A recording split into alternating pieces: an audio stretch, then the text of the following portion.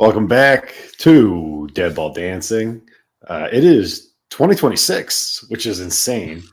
I feel like it was just March Madness, and we I know. were making our brackets, and now here we are in a whole new year, just about to be making our brackets. Conference play is in full swing. We're getting into the meat of some of these games. Sir. As you can see from our board, some movement, which we kind of prepped you guys for last week. But hey, we got a cool show for you today. Justin, how you doing, man? I'm good, man. Good, good. Yeah, it's 2026 already. Feels like it was just like 2024. I'm getting old, Rick. How was your New Year's, man? I had a good time spending it with my wife and my daughter, who's now 10 weeks, 11 weeks old. So, we already got her into the Purdue gear. Already got her into being a Purdue fan. Now, what I will say Like is like her mother went to a reputable basketball school. How come that's not the angle we're our taking? number one school, and actually, she just got out of her Arizona onesie, so she's got that too. But yeah, man, it's a man. Conference play has been really, really entertaining so far. We're going to touch on some really good teams today, obviously, and some teams that I'm concerned about Purdue playing in the near future. But how are you doing, man? You have a good New Year's? Yeah, everything was good, nice and quiet the way I like it. I had to struggle to find a New Year's countdown because all the Phoenix channels don't really do Mountain Time, so it's just a weird time of year in Arizona. But I enjoyed the rain, got to Yep. sit inside, sit by the fire, have a good Yep. time. So Awesome, brother. Awesome. Glad to hear it. So why don't you kick us off, man? We got a lot of stuff to talk about. yeah, so I kind of wanted to start somewhere a little off the top 25, but Yes. I think it's really hard to not just look at this top five and be like, what universe are we living in? I watched some Twilight Zone for New Year's, and man, this feels like a Twilight Zone episode. I'm a big. I'll just be blunt. If you're new to the show, sorry, we swear on this show. I'm a big fuck Nebraska guy. They don't belong in the Big Ten because the kids can't read. No, they Um, can't. and now here they are as a top five school for us, right behind Blue Blood Michigan, right? I mean, and then Vandy, who generously is a football school, which isn't even really true. And Vandy's sitting here at number five. So just a very strange. I think if we had flashed this top five 2 months ago, Yeah. we would have just laughed about it because this is an insane top five. Yeah. I think Um, but Florida was still our yeah, number one, like, and now all of a sudden, like Florida finally back in the top 25 at 21. But it's just talking about Nebraska in general. First of all, yeah, they can't read. They definitely can't write. But one thing that they can do is they can play basketball. And what I'm trying to figure out is what the hell happened between last year and this year that has these kids buzzing on this level? I mean, up 8 slots, and I'm going to get into it in a second, but like, are we sure that this version of Nebraska doesn't necessarily test Michigan? That game against Michigan, I believe, is in Nebraska too. And we just saw what they did to Michigan State. So, Rick, if you don't mind, I'm going to start there. But I think Nebraska versus Michigan State is early candidate for game of the year. And you called it out, I want to say, a couple weeks ago, where you started to position Nebraska and Michigan State kind of 4-9, 4-12 with each other. And then the loser was going to fall.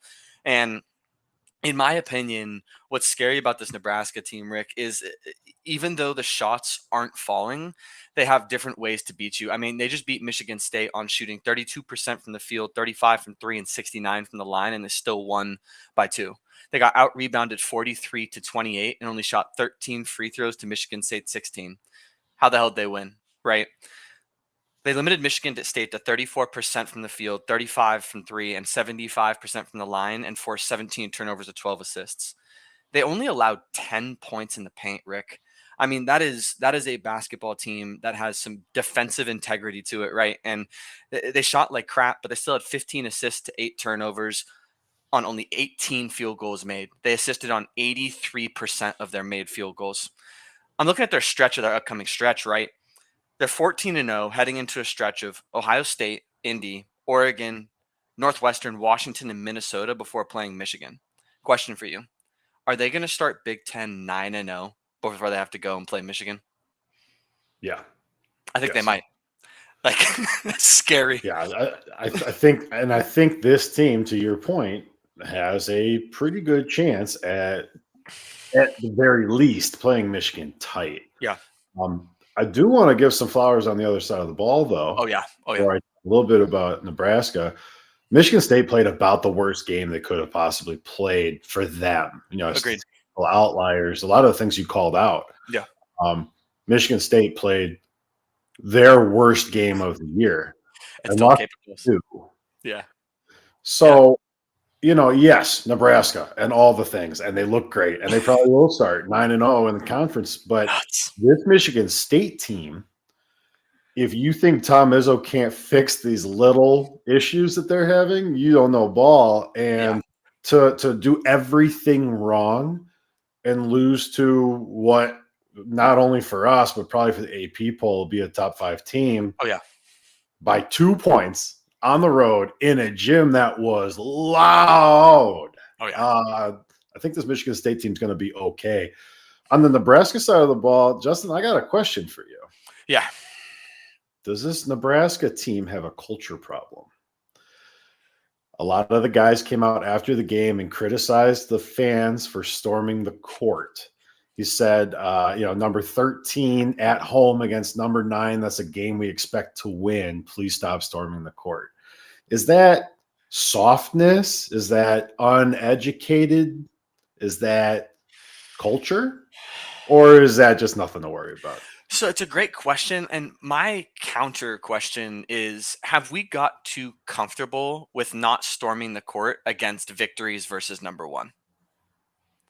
I thought like storming the field and storming the court, talking about even NCAA football, right, was for when you take down like a monster. Michigan State's hella good. They weren't top 5. So like, while Nebraska should be thankful that they have some pretty incredible fans, I think we've gotten a little too comfortable. What's your take on it? I'm a little torn on this one. I am staunchly anti-court storming, anti-field storming. See? I think it's distasteful. I've done it. I think it's distasteful. My issue here is with the idea that it was wrong here.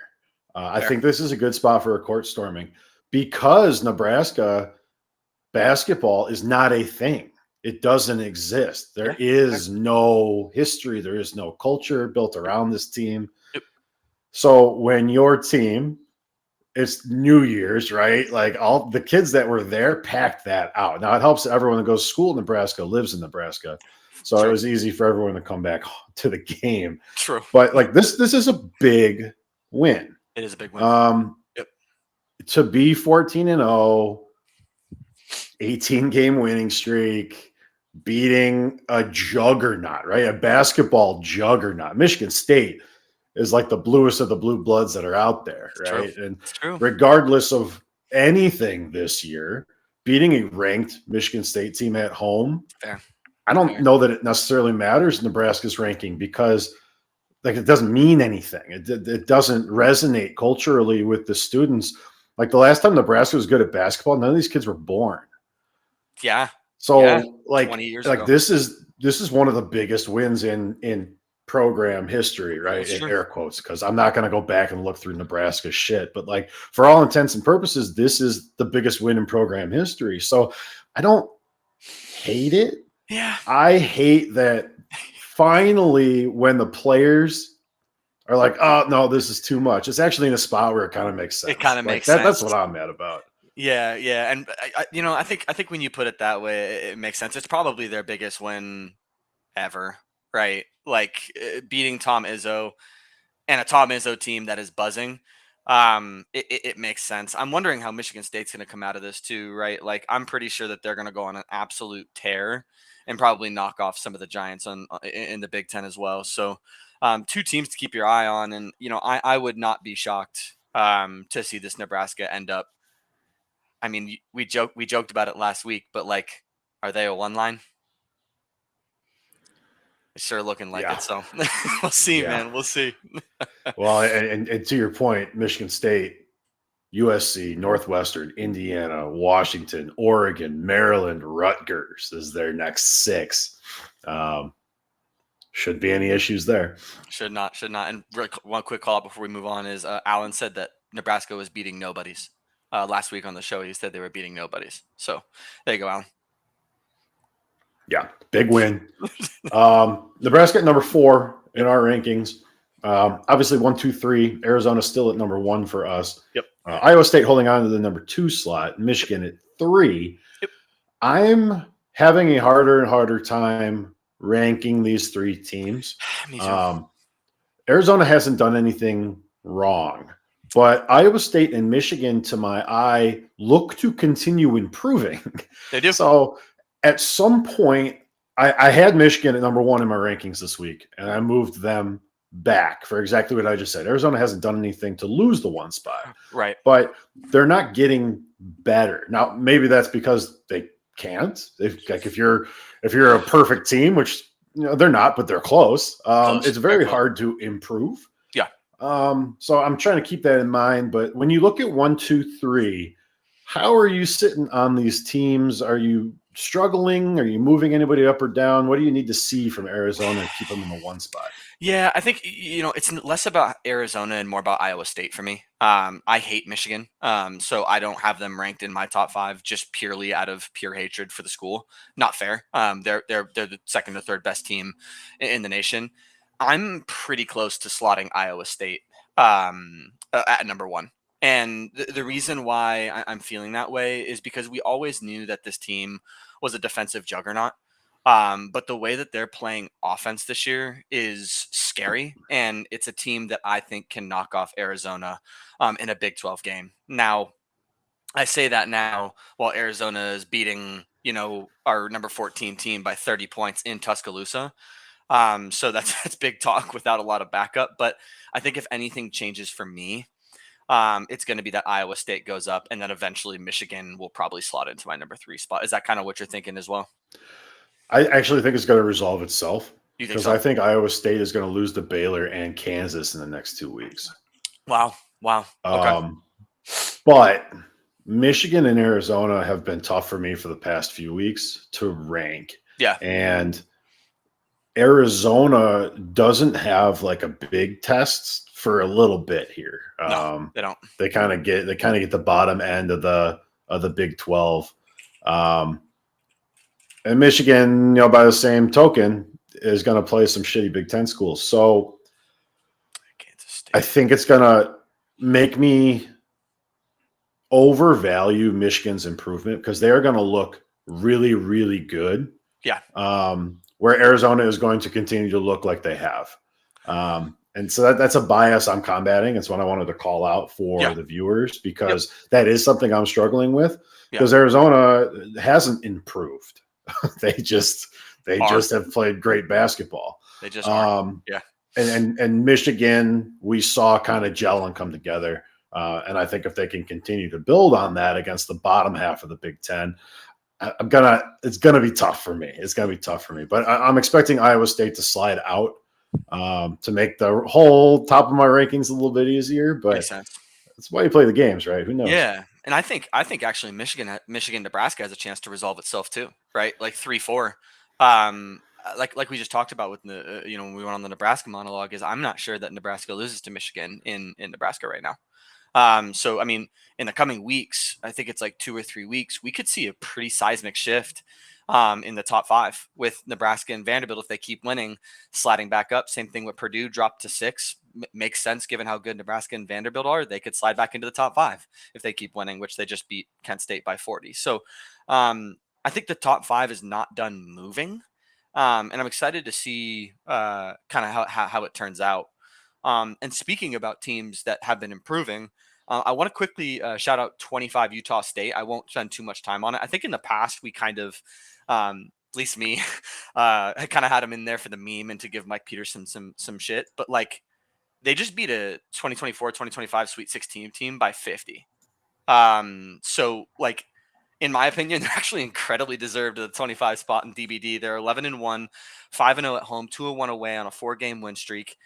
66th in scoring offense, 26th in 2-point percentage, 103s and 10 offensive rebounds a game, balanced out by the 41st scoring defense, 13th in opponents' field goals made. They are number 1 in steals a game with 11. So when we talk about teams that have been improving, kind of like an Iowa State, kind of like a Michigan.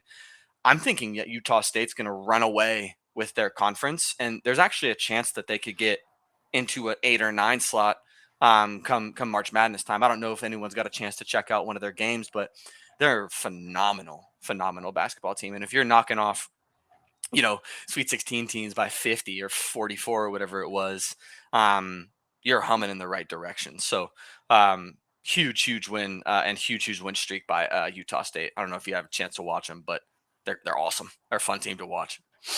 Yeah, I got some Mountain West games circled Yep. to make sure I get in on. Yep. Kind of by the same token, our number 28 team is one that we have written off early. Big 12 is really interesting, and Baylor gets better overnight.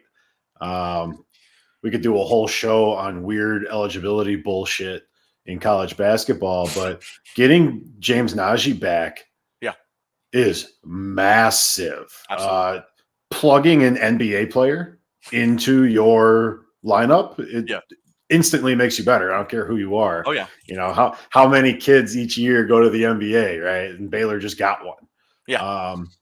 So we've talked about how the bottom of the Big 12 is kind of soft, and Baylor, despite us writing them off completely, has kind of worked their way back in. They've been sitting right around 30 in our rankings for a few weeks here, 28 this week.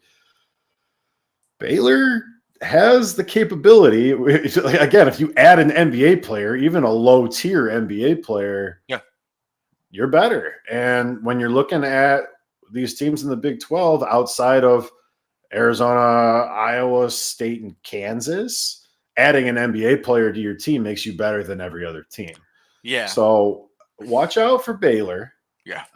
That's just an interesting little wrinkle, as college sports continues to devolve into an absolute shit show. I know. And good wins versus Washington, Creighton, San Diego State. 3 really good wins. Don't necessarily like the loss to Memphis and St. John's, but that's before obviously they had Najee. Big test today against TCU. TCU is a very resurgent team this year at 10-3, I want to say. So keep your eye on that game at 12 o'clock in Fort Worth. Really curious to see how that one turns out, and if the addition of Najee is going to make that big of a difference. I think it will. So phenomenal. And he's supposed to get minutes today. He is in-house ready to rock. So he's probably ready to go too. Well, and honestly, TCU is probably better than the Knicks summer league team. So, this is going to be good competition for him. You see that dude on TCU that had like a reverse in between the legs dunk in game? Posey. You and I watched him last year when he played against Arizona State. Guys can probably has a 70-inch vertical.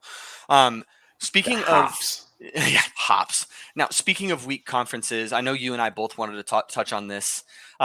We talked earlier in our superlatives episode about how the ACC needs to have a resurgent season if they're going to stay relevant and not relegate themselves to other big conferences. The ACC is in fucking shambles. You got Louisville that has now gotten beaten by 20 by Tennessee and lost to Stanford in the matter of 2 weeks. Duke has lost to Texas Tech. Fine. Who cares? Texas Tech is pretty good. And barely gotten by Georgia Tech in the last 2 weeks. Wake. I like Wake. They've had a tough non-con schedule. Now 9-5. FSU and Pitt are 500 on the season. And BC, Georgia Tech, Syracuse, and Wake haven't eclipsed 10 wins yet.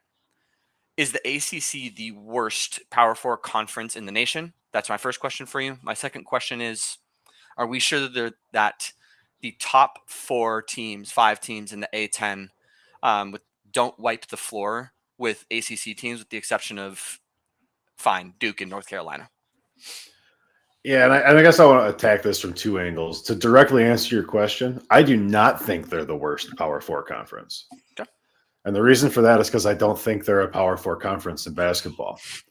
The Big East East is the relevant conference. So I don't think the ACC is the best group of 27 conference. Fair. They are not convincing. We've talked a lot about, from a conference standpoint, what they needed to do this year to stay solvent. They haven't done it. Yeah. I think a merger with the Big East Imminent. is coming. I think it's coming. We've talked a little bit about that. But then from an individual team standpoint, I want to just stick a pin in Miami and Virginia Tech, Solid teams. who are really interesting teams playing well, Yep. and look at kind of the powers of this conference. I keep forgetting Stanford exists and is in this conference. It's weird. It's skewing schedules and travel, and we had Duke in our top 5 for a long, long time, and I think you and I have both had the words come out of our mouth like someone has to win this conference. So Yes. we've had Clemson up, and we've had Duke up, and we've had SMU in there for a little bit, right? And no one has really ran away with it. Obviously, North Carolina and Duke, from a strictly wins standpoint, they're up there. But there's a few other 12-win teams. Cal's got 13 wins. Like at what point do we start talking about Cal? Because the teams Cal has beaten aren't any worse than the teams they're going to play in the ACC, right? So like eventually here, someone has to pull away. And what we've seen recent returns from the powers, right, from the blue bloods in this conference, not very convincing to me. All jokes aside, Duke is probably still the best team in this conference, but okay, you're telling me they can't drop stupid games? We see it every single year from them. And then you get to the ACC tournament, and God only knows what happens. I mean, Georgia Tech could just go on a run, and it happens. So I'm worried about the number of bids that the ACC gets and what they are talking about internally about what is an acceptable number. Because last year they fell flat on their faces. And it was very public that it was an unacceptable performance. Yeah. This ACC might be worse than last year. It that's has to be really saying something. It has to be worse than last year. I mean, Cal just lost to Louisville by 20. Louisville sucks, right? I mean, they went up 4 spots because we don't know what the hell to do with them, right? Virginia Tech, more power to them. Beat Virginia by 10. Virginia we thought was hella good, right? So it feels like I don't even trust the powers of this conference. Like the fact that Duke looks like crap, and we'll get into them a bit later, is scary, right? Because they're supposed to be the cream of the crop. So I don't know what to do with any of these ACC teams. And I don't know what their record was in the tournament last year, Rick, but whatever it was, it's going to be worse this year for sure. I do know they're only 500 in conference play. I got to find that clip and post it. Put it on a short. Notre Dame, however, gets my vote for most entertaining team in the country. Not good, most entertaining. Funnest to watch. This Notre Dame team, I truly believe, could beat any team in the country. It's a coin flip whether or not they can even make it to the gym. And the other side is that they can lose to any team in the country. It's so true. They played Houston tight. They played Ohio State tight. They played Kansas tight. They lost to Cal. They lost to Purdue Fort Wayne. They struggled with Evansville in the first half of that game. They played TCU tight and won. This Notre Dame team, I take a lot of joy in hating on Notre Dame. It takes some of the luster off of it in basketball because they actually did join a conference. They just happened to join, the shittiest conference. Yeah. But if you want 2.5 hours of really entertaining TV, whether it's a performance that was good that you didn't expect or a performance that was way worse than you expected, tune into a Notre Dame game. They have Clemson, Miami, and Virginia Tech in the next 2 weeks. And they're probably going to lose all 3 of those games. But if you look up and Notre Dame's up like 19 points on Miami for no reason, you should not be surprised. And this team is super weird, weird team. Not good. Just to further support Rick's point, I love that they can put 87 on TCU and win. By the way, we just talked about how good TCU is. 82 on Evansville sucks. Almost 80 on Missouri, and then they just put up 47 on Stanford. But in a win, the game because they held Stanford to 40 points. I scored 40 points myself in high school once. Well, multiple times because I'm raw. But that is absurd. absurd basketball, and I can't wait to see what happens versus Clemson. Dude, what if they beat Clemson? It's in Notre Dame, right? Yeah, it's in Notre Dame. It's at Notre Dame. They might win that game. I'm serious. South Bend, perpetually hard place to play basketball. Yeah. Mostly from the smell, but Fair. And I'm going to quickly pivot, if you don't mind, to a team that Notre Dame played because I'm really tired of Houston. We have them at what? 10. Okay, they're at 10. I had 8. That's my apologies. So they just barely beat Middle Tennessee by 9. We've talked about mid majors and how they're getting better. I'm actually really excited to see that. Like good on Middle Tennessee. But in the past few weeks, they now have a 4-point win versus Syracuse, 3-point loss versus Tennessee, 10-point win versus Notre Dame, and then a 9-point win versus Middle Tennessee. And you're like, Justin, well, they're winning, right? Okay, fine, good point. Justin, they're still a top 2 defense no matter how you spin it. Okay, fine, I got you. But if you watch their game, it's just like helter-skelter, disorganized basketball on the offensive front. And I know I'm being harsh on a team that was just in the national championship, but like they have a huge balance and depth issue, Rick. They got 3 guys in double figures, Sharp, Uzon, and Flemings. Good on them. They only have 5 guys averaging over 20 minutes a game. And to me, when you look at some of the best teams in the nation, there's a lot more breadth and balance that they bring. There's a ton of guys averaging 15, 18, 20 minutes a game because I want to throw different looks at you, right? If you run the same guys out on the floor, you're not forcing the other team to look at different looks on the offensive side or defensive side of the floor. And intangibly, they're so much worse than last season, Rick. It's really pissing me off. They're 198th in defensive rebounds and 165th in committed fouls. Like, they just don't feel like they're gelling. Their scoring offense is horrible. They're 240th in second half scoring, 144th in 2-point percentage, 130th in 3-point percentage. Like, it just feels like they're not on the same page they were last year. They're barely attempting free throws, Rick. They're 301st in free throws made a game. They've scored 70 points or less 3 times and 80 points or less 8 times. I bet you if you go back to last season and look at the same type of split, how many times less than 70, how many times less than 80, I think they've already exceeded that this year. So I'm a little bit concerned about Houston. They're obviously still a really good team. They're probably going to be a 2 slot. I'm probably being overly harsh, but it's the fall off, I think, that has me concerned about this team because they just don't feel like they're on the same page as they were last year. So concerned about them in general. And I don't know what they have coming up, but this Houston team is not beating Iowa State, Arizona, or even Kansas for that matter this year. So I'm definitely concerned. And the schedule works out nicely for them. So they played Texas Tech twice this month. But Cincinnati, Tech, Baylor, West Virginia, Arizona State, Tech, TCU, Cincinnati. That's their January. Yeah. So they play BYU on February 7th. They play Iowa State on the 16th, Arizona on the 21st, Kansas on the 23rd. So it's all backloaded. They have all the good teams in 6 days at the end of February. So I think they match up well with Tech, even with the issues we're seeing from them. So if you can get through Texas Tech, sure. Houston doesn't have another opportunity to lose here realistically. Unless Najee comes out and is like not the 31st pick in the NBA draft and plays like something better. There's nobody on this schedule until BYU on the 7th of February that this Houston team has a chance to lose to.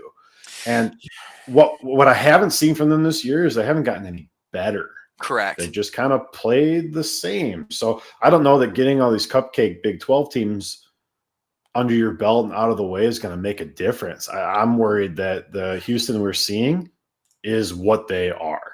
I think this is it for this year. And like I said, it's not bad.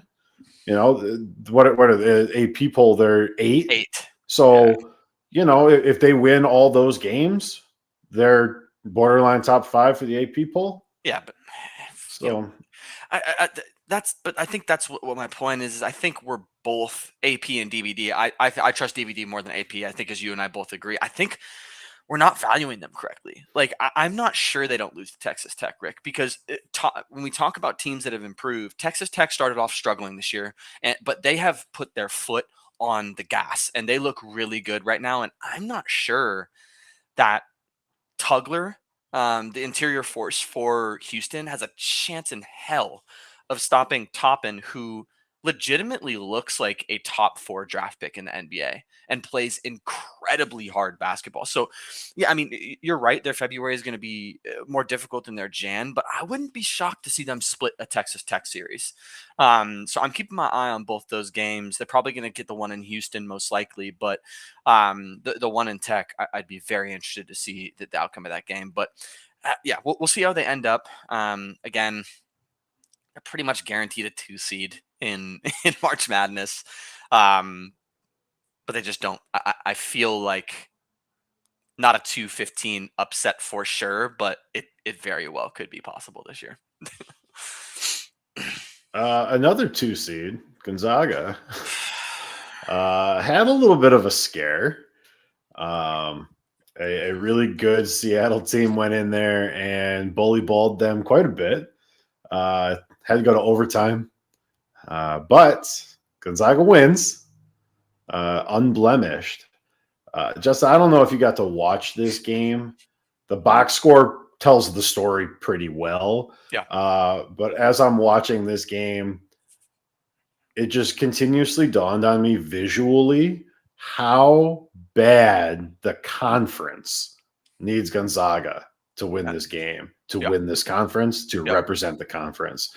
Because if you lose your bell cow, you lose any chance of getting additional shares in the tournament.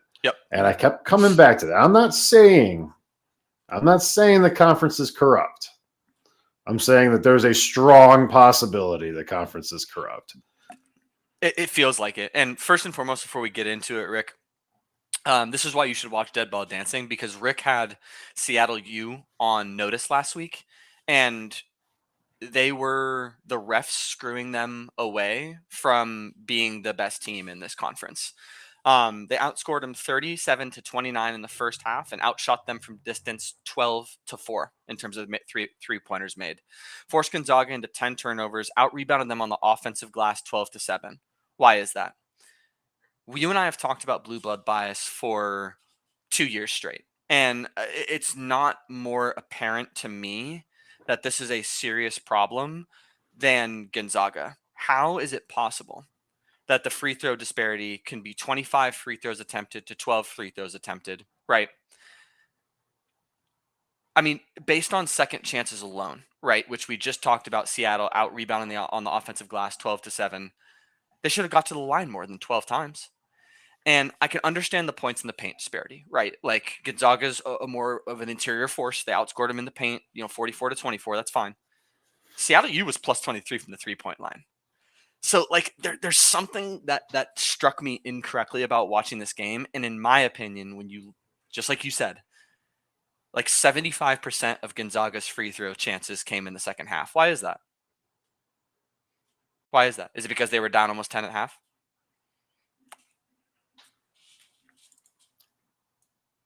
I don't know. All I'm saying is that Gonzaga's undefeated. St. Mary's is undefeated. Yep. And everyone else has to deal with that. Yep.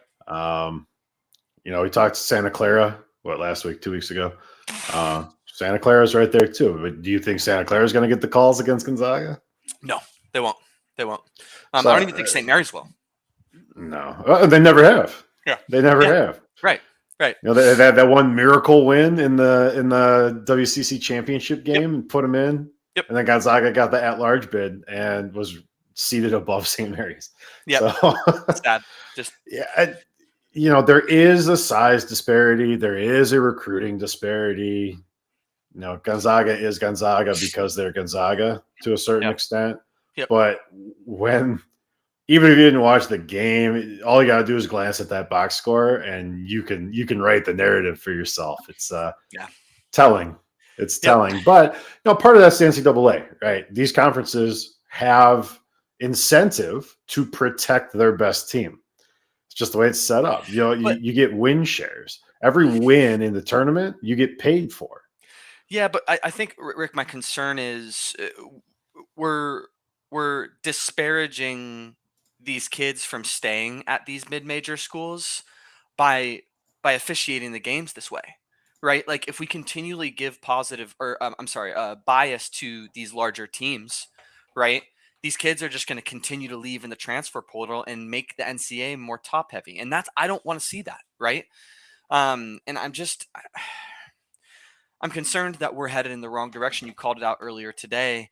And in my opinion, until we make this stuff more fair, we're going to continue to see these kids just flying around the transfer portal and not staying where they're meant to be.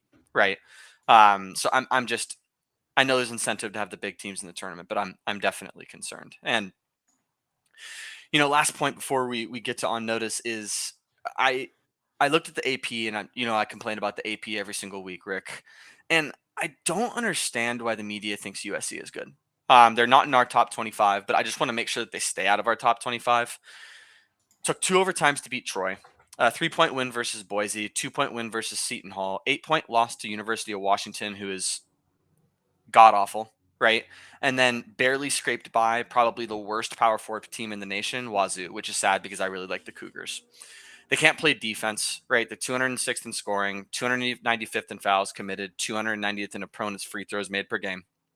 They allow the 320th most offensive rebounds a game, and teams are offensive rebounding almost 40% of the time against them. So I'm just concerned that once the whistle tightens up in March Madness, they're not going to get 31 free throw attempts a game, which is number 1 in the nation.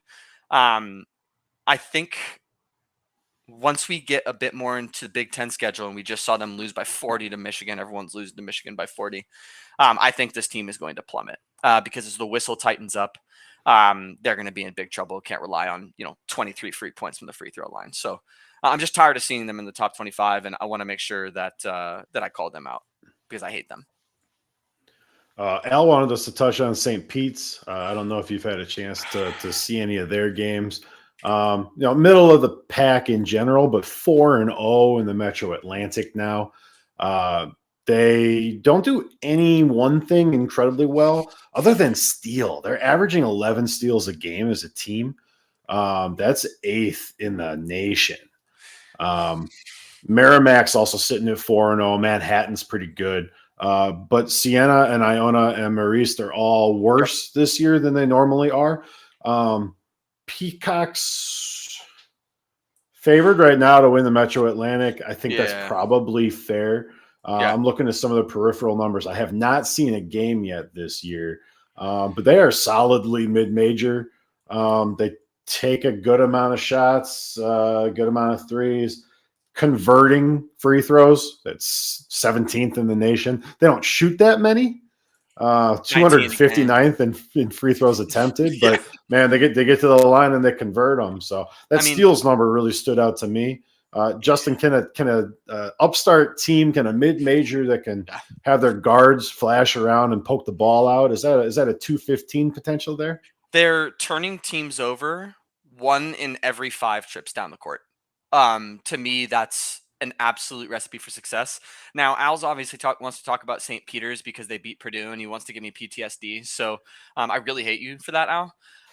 But this defense is pretty incredible, Rick. They're allowing the 19th fewest field goals made per game. They have the 79th best scoring defense, and they're forcing 15 turnovers a game. This team can play. Now they get a bit foul heavy. They're 350th in fouls committed per game at 21. But overall, I think this team has a really good chance to make a deep run. And I'm really hoping that Purdue doesn't pull them again because I'm not going to watch the game. So favored to win the Metro Atlantic. They look really good heading into conference play or, into the heart of conference play. So go Peacocks, man. Yeah, go Peacocks. I can always get behind a Peacock team. I'm in. Hell yeah. All right. On notice this week, got some ones that you might not be expecting. Why don't you go ahead and get us started with the Paladins, and we'll work across the board. Yeah, love this team, man. Furman Paladins. I don't even know where Furman is, Rick. They're 10-4 on the season, 6-game win streak, 7-1 at home and 2-1 away. They don't do any one thing great, kind of similar to Peacocks, but they play really smart ball and don't make a ton of mistakes. 15th in the nation at only 14 fouls a game, leading to the 19th best opponent free throws made per game at only 10. They're only allowing opponents to make 10 free throws a game. They're solid on defensive glass, 25 defensive rebounds, 81st in the nation. They take very, very smart shots, and they get open looks. They're 18th in 2-point percentage at over 60%. Despite being a mostly defensive-centric team, 4 guys over 10 points a game, at capped by Alex Williams at 17 a game. This kid can really play, but what's funny is he's not even the most impressive guy on the team. Asa Thomas is averaging 14 points, 4 rebounds, 2 assists on 45% from the field, 70 from the line, and 41% from 3. And Charles Johnson is averaging a double-double, dude. 10 points and 10 rebounds. This team is a powerhouse, dude. I would love to see them get into the tournament with the auto bid. Obviously, that conference is resurgent. I forgot what conference they're in. Damn it. SoCon, baby. SoCon. Thank you. Yeah, the SoCon's got some pretty good teams this year. But go Paladins, man. They look really, really good. So keep an eye on them. They're pretty much perfect in December. So I'm gonna stick it in the small schools here. Give me Yale. Yale's putting together a pretty good resume. Obviously got blown out by Bama, which is gonna happen when you're Yale. Yep. But they're not just like winning games; they're really winning them convincingly. Oh yeah. U of Albany, USC, Vermont. Nick Townsend's really, really good. If you get a chance to watch a Yale game, he's cool, man. He's averaging 17 points a game. Yeah. And he's kind of like the guy. He just kind of takes over games, which isn't something you see all the time. A lot of time the mid-majors and the smaller schools win with really good scheme, players that fit really well together. There's not always a guy who can kind of take over, and Townsend can do that. Oh, yeah. Princeton sucks this year. The rest of the Ivy is the Ivy. Yeah. So yeah, I think Yale has a chance to obviously pull the auto bid, but maybe be slotted on a line higher. They have a chance to do a lot of work in the Ivy League conference schedule here. Watch out for Yale, and if you get a chance to catch a half, just watch a half of their basketball. It's a lot of fun. And Yale's one of those teams that like sneaks the tournament win every year. Like I'm pretty sure 2 years ago they beat the ever living crap out of Auburn, which I hate Auburn, so hell yeah. Yale's a fun team to watch. So what wonderful call out there. Now they're probably going to go on to go undefeated in their conference now that you just called them on notice. You've been on fire. The culmination of my ACC shit talk today is going to be Duke. Lost to Texas Tech, followed by probably a weaker performance versus Georgia Tech, only won by 6 points. So in recent times, they have a 1-point win versus Florida. You and I have been down on Florida this year. 6-point win versus Michigan State. Good win. 1-point loss versus Texas Tech and 6-point win versus Georgia Tech. They feel like they're playing some very uninspired basketball. You look at the stats, they're 32 in scoring, 13th in rebounds, 15th in scoring defense, 8 in like you look at the stats and you're like, why are you shitting on them, Justin? It's like they're very sloppy. They're 90th in fouls committed. They're 139th in allowed 3 points made, 232nd in free throw percentage on 26 attempts per game, and they're 136th in allowed rebounds. What's concerning to me, Rick, is opponents are picking them off, stealing like 8 times a game, which is 193rd in the nation. That's very sloppy to me. And we get it, dude. Like Boozer's the best team in the Boozer's the best player in the nation right now. Obviously, 24, 10, 4, and 2 on incredible shooting splits, like 56%. He accounts for 30% of your offense. So if he has an off night, like what happens? He leads the team in every big category, statistical category, with the exception of blocks, assists included. He's 7 feet tall.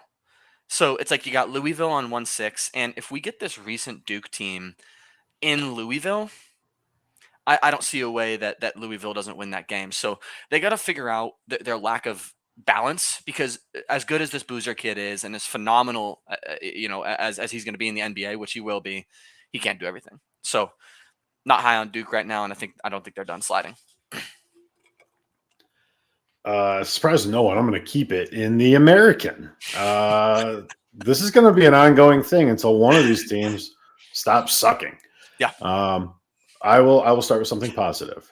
Okay. North Texas beat the Oklahoma Academy of Science and Arts 109-56. Is that really a team? Yeah, it is. They then lost to Memphis, allowing only one more point to Memphis than they allowed to the Academy of Science and Arts, which is super impressive. Holding Memphis to 57 points is probably the last nice thing I'll say about North Texas, because they scored 48 and lost that game. This team sucks. I think if you remember, Memphis was on notice for me last week. This entire conference is abysmal. It is awful. Yeah, it is. Losing to that Memphis team and scoring fewer than 50 points is a massive red flag. Oh, yeah. The only thing mean about the Mean Green is having to watch their games. They've lost 3 of their last 5. TCU, who we said is okay. Santa Clara, who we've said is okay. And Memphis, who is definitely not. This offense is completely broken. They struggle up and down the court. North Texas now has to play Tulsa, South Florida, Wichita State, and Tulane, which is the top of the American, for whatever that's worth. They're probably going to lose all 4 of those. Yeah. They'll be 0-5 in conference play, and it'll be over before it really starts. So, it's kind of like we said about the ACC. Someone has to win the American. Tulsa, probably. Tulsa. I have to go back and look at who we picked, because I think I had Memphis. Tulsa. We both have Tulsa now. But originally to start the season, it was Memphis. Yeah. Yep. Yeah. This conference sucks. North Texas sucks. American on notice forever. Tune in next week, because you never know who he's going to pick from the American. You know it'll be the American, but you just don't know who it'll be. So tune in. I'm looking at East Carolina right now. I'm looking at their schedule. They're so bad. So, but it might not be Eastern Carolina later. So tune in, see who he picks. Great on notice team. We're going to take it to some little schools out east for our game of the week, which is actually tomorrow. I love this one. Richmond Spiders and the Fordham Rams. Yep. From the Bronx. Yeah. Again, Sunday game here. Lines are from my model, so take from that what you will. The books won't touch a game this small 2 days out.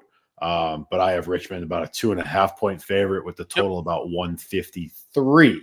Okay. Justin, what do you have on this mid-major matchup here? I love this one, man. I mean, I think this is actually gonna be a pretty good basketball game. So I'm gonna start off with the Richmond Spiders before I turn it back over to you. So, this is a statement game for Richmond. This is a team that was at the top of the A-10 as recent as like 2 years ago, and was a tournament team, like a March Madness team that was trying some of these bigger schools.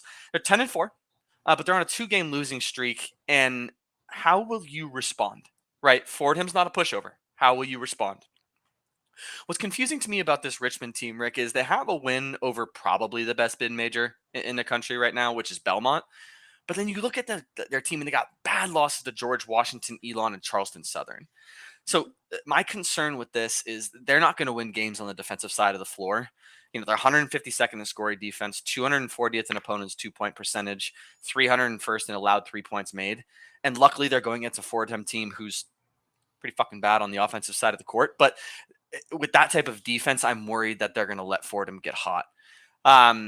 They're 215th in first half defense. That's very concerning to me because they can dig themselves into a hold they can't get out of. Now, the good about Richmond is they're dynamite on the offensive side of the court, right? They're 60th in the nation in scoring. They rely on getting the line about 23 times a game, and they're converting on 17 of those. So they shoot a very high clip, from the free throw line, which is great. And they're shooting very well from distance. They're shooting 37% from 3, which is 49th in the nation. So I think, my keys for Richmond is they have to find other ways to generate scoring, because against Fordham, you're not getting free throws. Like, you're just not going to get free throws versus Fordham. Fordham is 19th in committed fouls in the nation, and they're only committing 14 a game, which is allowing 9 free throws made, which is second best in the nation. Fordham can play some defense. So how are you going to generate offense, right? Is it going to be your threes? Are you going to get better looks inside? What it'll be, you have to win the first half. If you go into the half with any deficit as Richmond, you're done. You're 122nd in second half scoring, so you need to go in with the lead. Secure defensive rebounds, man. Like, Fordham is relentless on the offensive glass at 11 offensive rebounds a game. If they start generating second chances, Fordham will win the game. So my X factor, really interesting here, is you can't rely on AJ Lopez to do all the work, right? Daughtry's averaging 12 points, 4 rebounds a game on 56% from the field and 46% from three. He needs to exploit his matchup and go for 20 if Richmond's going to win this game. So I know that was a lot on Richmond. Before I turn it over, before I go to Fordham, any thoughts on Richmond?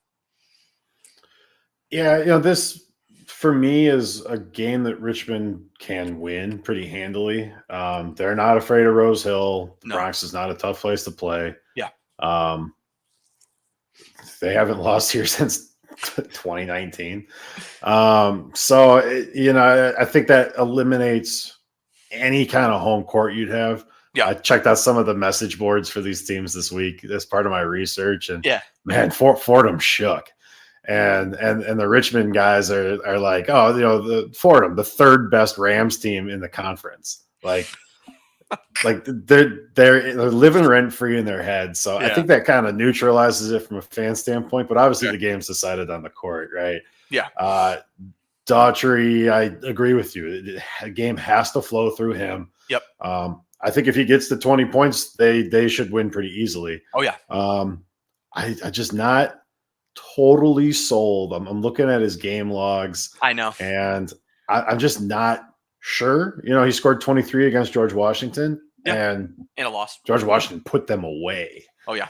So, he not only has to score, but he has to anchor everybody else. Oh yeah. I think we need to see him grab some boards. We need to see him distribute the ball more than he traditionally has. Yeah. It's just not really what he's been asked to do. But I think that's what's going to be called on here, because DeJour Reeves is probably the best player in this game. Oh yeah. And Daughtry needs to do more than what his current skill set contains to combat that. And that's going to be the thing I'm looking at is that possible? So why don't you walk us through Fordham's offense a little bit, and we'll come back to Reeves and Daughtry. Yeah, well, I think, for Fordham, I really like the way they played Dayton. Dayton is obviously a phenomenal team in this conference, but I think when you ask me about their offense, what offense, right? They're 277th in scoring, they're 317th in 3-point percentage, they're 361st out of 366 teams in free throws made. They can get really, really stagnant on the offensive side of the ball. And I don't think that. Well, I'll get into that in a second. I think they have a chance to break out of that slump against a Richmond defense that is pretty abysmal. But what I'm concerned about for the Spiders is this Fordham Rams defense is one of the best that they will face all year, including any team that they pull in the tournament. Right? They're 7th in scoring. They're 32nd in 2-point percentage. They are 17th in first half and 13th in second half defense. 48th in defensive rebounds and 19th in committed fouls. This Fordham Rams defense is fun to watch. It actually reminds me a lot of Iowa State, where they pick you up 3/4 court and they will run that shit the whole game until your team is gassed.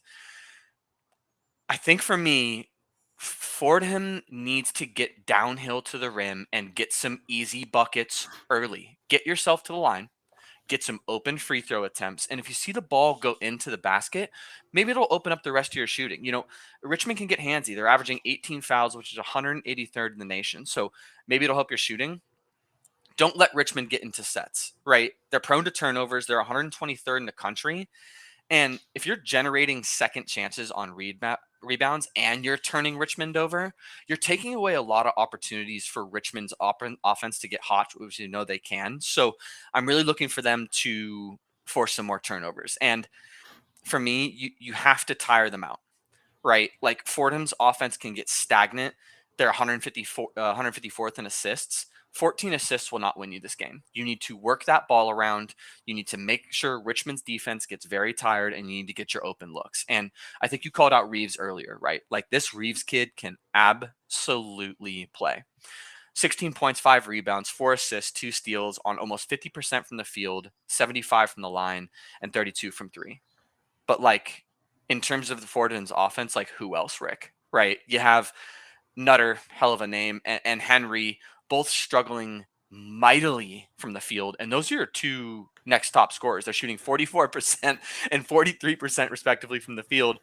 You cannot have poor shooting nights against a high-powered Richmond offense, no matter how good your defense is. Because if you only let up 50 points to Richmond, but Nutter and Henry can't hit a shot, you're only going to score 30.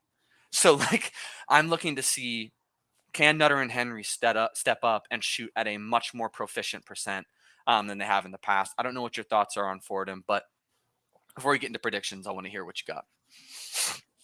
Yeah, and I can't really talk Fordham without straddling my predictions here. Fair. You nailed it. They go into droughts. I think this game we're gonna have like at the 11-minute mark or something in the second half. We're gonna have that little pop up. There's gonna be no field goal in the last 6:23, 6:24, 6:25. I think that's gonna be the issue here. Is that it's whatever the opposite is in the unstoppable force and the unmovable object. These teams are bad in a lot of the same ways, in a lot of complementary ways. And what we normally see in college basketball is that equates to points, right? Like people score eventually. So I think a scoring drought for Fordham is what'll damn them in this game. Because really on the face, these teams are very similar from a talent standpoint. I think Richmond probably tips the scale for me just because I can't trust Fordham. I can't trust Fordham to be the same team throughout. Basketball is absolutely streaky at every level. We know it kind of comes in phases. Fordham is a team I can't trust to snap out of their bad phase fast enough to make a difference. So when I'm looking at this Rams team, that's really for me what stands out is all other things being equal. Can they spend 21 minutes as the good team and only 19 as the bad team? And I can't trust it. I can't trust it. Their droughts are longer than their scoring sprees are. And I think that's going to be what makes the difference. Fordham's inaptitude on offense, I think, is what's going to damn them in this one. Yeah, agreed. I mean, and I think, you look at what these two teams are averaging on the from a scoring offense perspective, and I genuinely think that may be the score of the game. 2.5 feels, and I don't know what your thoughts are. We can get into that. 2.5 feels a bit tighter than what it's going to be. Let me walk you through it. Richmond is averaging 83 points a game. Fordham's averaging 69.2. Let's call it 70. I think the end score might be 83 to 70. Maybe a bit too high a scoring. No. I think that could literally be the score of the game, which would be your that's dead on this total. Yeah. I mean that could really be it. So I'm gonna go ahead and take Richmond. And with that wind, I'll go to 8-2 on my game of the week instead of 8-3. Thank you very much. Let's get that fixed. What do you got? You got Richmond? I gotta look. I also have Richmond. Something like 71-63. I think it's tight until Fordham hits a drought. I could see something like 14 unanswered points by the Spiders. And then Fordham kind of works their way back into that number. Maybe 8-point win, something like that. But the under for sure. I think you're right, because I think Fordham will limit this Spiders offense to a degree, but I think Fordham's offense is going to keep them back. So I actually really like the under now that I'm thinking about it. So go Spiders, man. And great logo, obviously, right? Like the coolest logo in basketball. Yeah, I love that one. Cool. So both taking Richmond. A couple of call outs I have before we close it out, Rick, if you don't mind. What a slate of games that we have today. I mean, this is a phenomenal game of the week that you're going to see tomorrow. Please tune into this. Let's read off some of the games today, though, too. Kentucky, Bama, 10 a.m. Oklahoma State, Texas Tech, 11 a.m. Auburn, Georgia, go Georgia, right? UCF, Kansas, Tennessee, Arkansas.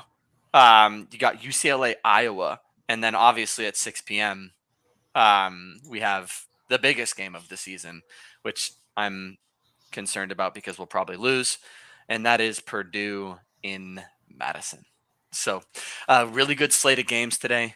Don't watch that 6 p.m. game. Wisconsin will probably win that by 30. But yeah, man, really good basketball today. Really good basketball this week. But definitely please tune in to this game of the week because this is going to be a tightly contested game. And yes, you're right. It should be 8-2.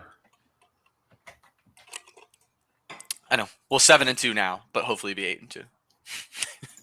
Yeah, I'm just assuming we're going to win our pick because we've been pretty good. We've been on fire. All right, it's fixed. Thank you for joining us. Dead ball dancing. As Justin said, a lot of good basketball this weekend throughout the week. We are into conference schedules. This is where the rubber meets the road. Yeah, we love those early big games, the huge matchups, but conference play is really where you make your bread. And yeah, I'm excited. I'm excited for Big Ten season. Yeah. And then obviously some of these conferences are already 2 weeks into their conference schedules here. So enjoy Richmond and Fordham. It should be a good one. That's on USA tomorrow morning early. So you can get that game in and not lose a whole lot of time from your day. Get your brunch, get your at-home brunch together. And hell, that might even be on at bars. Yeah, it very well They're might. not going to put it on because it's week 18 of the NFL, but it might be on. You never know. You never know. Thanks for tuning in, guys. Yeah, definitely watch this game. Put your picks in the comments. We're still waiting for that. I think my 85-year-old dad is still the only one to do it. Al, you're watching right now. You still haven't commented on it. Like, come on, big dog. Put it in the comments. And then as Rick said, go to Chainlink. So much fun. Nice blue outline for Dead Ball Dancing game of the week. Tune in next week. You're going to see a lot of shifts probably in our top 25. But thank you for tuning in. So great week of hoops coming up. Yeah, we'll catch you guys next week. Same time, same place. Yes, sir. Thanks for tuning in. Peace out, y'all. Peace.